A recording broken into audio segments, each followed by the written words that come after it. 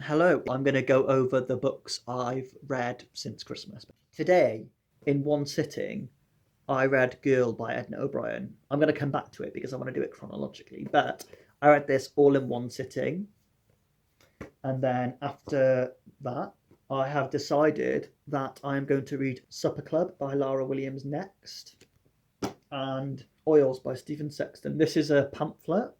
I haven't read as much poetry as I would like, which means I haven't been writing as much poetry as I would like. So I want to read this in the hopes that it will inspire me to write more poems. Okay. And now these are the books that I have read since Christmas, which is actually quite a lot. I'm actually quite surprised by how much I've read. Actress by Anne Enright. I really, really love this book. I'm going to do a full-blown review of this because I really liked it. This is my favourite Anne Enright that I've read so far. Next, Looking for Alaska by John Green. Gave up on this by page 120. This was his debut, and I did go into it half-heartedly anyway because I've read The Fault in Our Stars, and I quite like The Fault in Our Stars because it's fun to read a novel where this, middle-aged man is pretending to be like a 16-year-old girl with terminal cancer. It probably shouldn't be fun, but to me, it's just fun for me to read because I'm like, really, John Green, you think all 16-year-old girls watch America's Next Top Model? Like, you think that's a character trait? Apart from that, the book is like a bit cathartic, and I think the ideas in The Fault in Our Stars are just executed well enough for it to be good. Like, I feel like The Fault in Our Stars is like as good as YA nowadays can get. Anyway, I know I'm right, so I'm just going to carry on. So with this, I wasn't sure what to think of because people in my life that I know have read John Green, they say, "Oh my god, I love Looking for Alaska."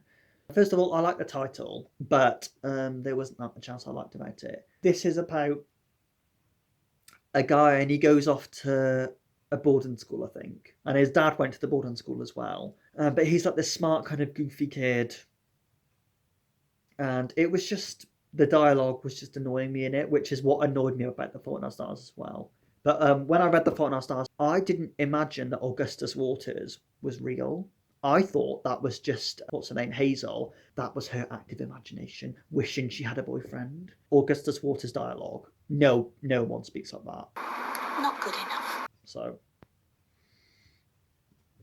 and I had similar feelings about this. There's Alaska, the girl, and she's made out to be this wild child, and the guy is obsessed with her. But the more I read it, the more I just got annoyed with her because she was meant to be like the mystique in the book. But she's aware of it herself, so she'll swan in, and then she'll just be rude, and then she'll just be mega friendly, and then she would just say things like, "You never get me.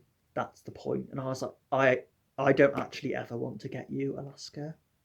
And I'm sure that by the end of the book, it turns out she's got some soap opera, sad storyline that I'm meant to care about. Oh, excuse me if I fall to the floor in shock. But I was like, Alaska, I would never, Ever go looking for you. But the parts I was liking was I liked the bit sat in the school, in the classroom, because I felt that was more interesting, hearing what the teacher was trying to say. But the characters in it were just really cringy. Sometimes I felt physically sick. And that is the truth of the matter. They would say like quasi-intellectual things that no 16-year-old would ever say that, even if they were into reading James Joyce. Do you really expect me to believe that? Then it was just a bit odd because Alaska would be like, "I'm a feminist," and say stuff about the patriarchy. And she's like, well, how old is she? 15, 16? So she'd make out like she was really, really mature and aware of what feminism is and stuff. And then she would be like ironing the boys' clothes. And I was like, do you know what you said like 2 pages ago, Alaska? But I was like, it's not even Alaska, it's John Green. By that point, it just felt like someone trying to write a YA with an undergraduate education and throwing that on the page every day, being like, oh my gosh, English literature is fucking amazing. Read it. But all the literary nods were really, really cringy. So did not like this book. DNF'd it. No regrets. I thought you would be different. I said to myself, go ahead. Take a chance. I had hope. My God, I live on it. Anyway, you ended up disappointing me more than any of the others. Right. And then next I read Jamaica Inn by Daphne du Maurier. This is my second Daphne du Maurier. I've read Rebecca 2, 3 times, and I love Rebecca, one of my favourite novels. I did go into this with high expectations. Now, what I liked about this book was I did like the classic gothic elements in it. Like Jamaica Inn is this secluded house slash pub, and it's kind of like Wuthering Heights where all the people in it are miserable. So I really liked that. And I really liked the parts where the main character was just trotting over the Cornish moors. When I was reading it, I was like, I am here.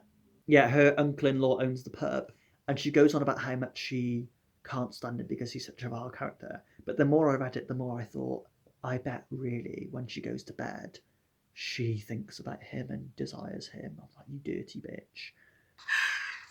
You are disgusting. Well, no, I don't want to spoil it, but by the end of it, I came away like, what, Daphne du Maurier? Because there's an albino character in it, and I just thought the depiction of albino people in this book was absolutely atrocious. Disgraceful. If they start with me, they'll do it once. I won't put up with it. I should have run for the hills.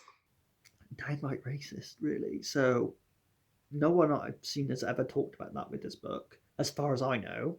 So if you know videos where people have talked about Jamaica Inn and mentioned the albino character in it, let me know. This is like meant to be one of Daphne du Maurier's best books. So from now on, when I go into Daphne du Maurier novels, I'm definitely going to go in like, okay, Daphne, what are we doing today? But I still really want to read more du Maurier. So I've got My Cousin Rachel to read, and I've got Frenchman's Creek.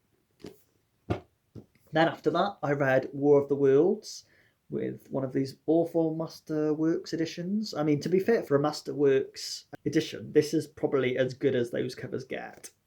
But look at the back, look at the blurb, it's like triple spaced. Very odd. But it was only, I think it was like £3, which is the only reason I bought this one. I do like H.G. Wells. I really like The Time Machine. I studied that at A-level when I was 17. I did like War of the Worlds. I mean, just as a sci-fi classic, I could admire it, but as a book on its own, I don't think it's aged very well. Now, sci-fi dystopians are run-of-the-mill, so reading this, I was like, not enough characterization. But at least it was quite a short novel. That worked in its favour. But the guy, he would like describe the Martians, and then every now and again he'd mention that he had a wife. I also didn't know that it was 2 books. So the first book is the aliens landing, and then the second part is like when they take over London. But I did particularly like that it was set in London because it was called War of the Worlds. I thought it would be where they take over the whole world, but they take out this like little part of London, and that's it. The second part of the book was my favourite part. I thought that just read better, like there was more action in it. So yeah, if you're into sci-fi, I'd recommend this. Then after that, I read a Madonna biography. I'm going to do a full-blown review of this as well because I had lots of thoughts on it. And then after that, I read this slim novel by Derek Owusu. I'm probably going to do a joint review of this with Anne Enright because in my best and worst books of 2020, I mentioned that I thought maybe these two would be my best reads as well. But I mean, I did end up reading them in 2021, so I don't know. But that one was definitely one of the best published books in 2020, in my opinion. And this one, I'm not sure of. And then today I read Girl by Edna O'Brien. So the only reason I bought this was because I'd heard of the name Edna O'Brien before, couldn't remember where I'd heard it. And then this was a 2 for £8 deal in Tesco. So I got Girl, Woman, Other by Bernardine Evaristo. And then I got this. This was also longlisted for the Women's Prize. And then this morning, when I was going through the list of other books she'd done, I realised that I had read a book of hers before, well, part of a book, and it wasn't a novel, it was her James Joyce biography, And that was the one I moaned about in my first ever video, which was the James Joyce Richard Ellman biography. And before I got that big chunky biography that I read and enjoyed, I got this slim 200-page James Joyce biography by Edna O'Brien because I thought, it'll be short, it'll be to the point, but it wasn't at all. It was like a really boring novelized version of James Joyce's life. So I wanted a proper biography. Going into this, I was like, I wonder what she'll be like with an actual novel. And I did enjoy this. It was a really quick read. What was it? Just under 200 pages. It's set in North Nigeria, I think. And it follows this girl called Mariam, who gets kidnapped from her family by like radicalized Muslims. So there's like rebel soldiers who are Muslim. I think they're jihadi. And then they kidnap girls and it goes from there. This was actually a really riveting read. The prose was good and it wasn't overdone either. It was mainly told in short sentences, which worked. It was like splinters of broken dreams. So the novel is meant to be quite brutal. And in terms of its depiction of what some of the girls have to go through, it is really brutal. But as a character, the heroine of the novel, she didn't really have that many character traits or anything. So I came away from it being like, she is nothing other than a victim. Which, I mean, she is a victim because terrible things happen to her. But I didn't feel like, as a character herself, she had anything.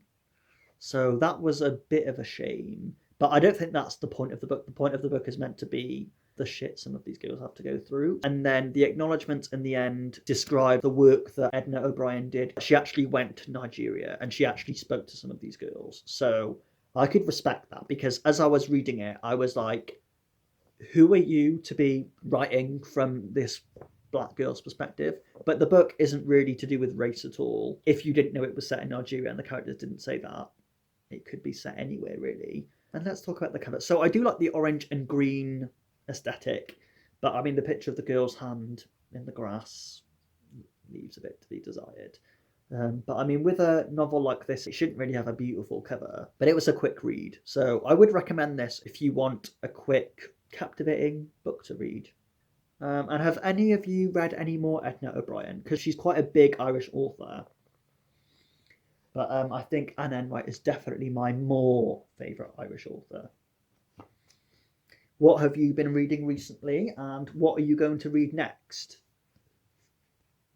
And now I'm on to these. Right, bye.